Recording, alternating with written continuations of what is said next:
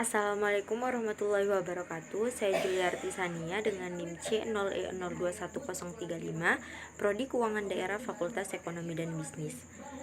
Baiklah, di sini saya akan memaparkan materi dengan judul Sistem Pengendalian Manajemen Sektor Publik. Ada 3 pembahasan. Yang pertama, struktur pengendalian manajemen sektor publik.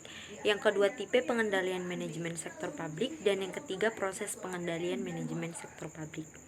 Pertama, struktur pengendalian manajemen sektor publik.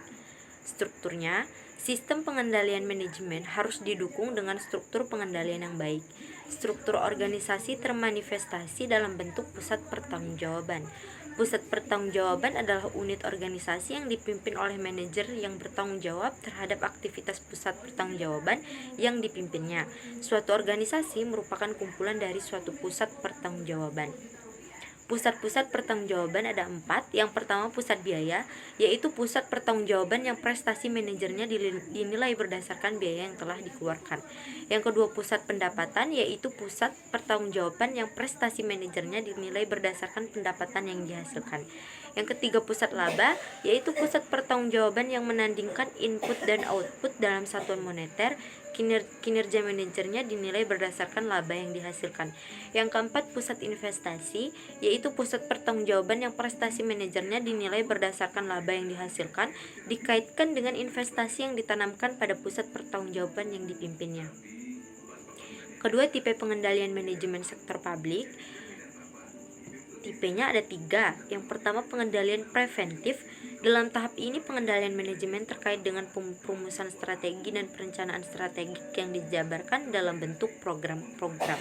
Yang kedua, pengendalian operasional. Dalam tahap ini, pengendalian manajemen terkait dengan pelaksanaan pengawasan program yang telah ditetapkan melalui alat berupa anggaran. Anggaran ini menghubungkan perencanaan dan pengendalian. Yang ketiga, pengendalian kinerja. Pada tahap ini, pengendalian manajemen berupa analisis evaluasi kinerja berdasarkan tolak ukur kinerja yang telah ditetapkan. Selanjutnya, proses pengendalian manajemen sektor publik. Prosesnya yaitu pada organisasi sektor publik dapat dilakukan dengan cara komunikasi formal dan informal. Saluran komunikasi formal terdiri dari aktivitas formal dalam organisasi yang terdiri dari pertama, perumusan strategi, kedua, perencanaan strategi, ketiga, penganggaran, keempat, operasional, dan yang kelima, evaluasi kinerja.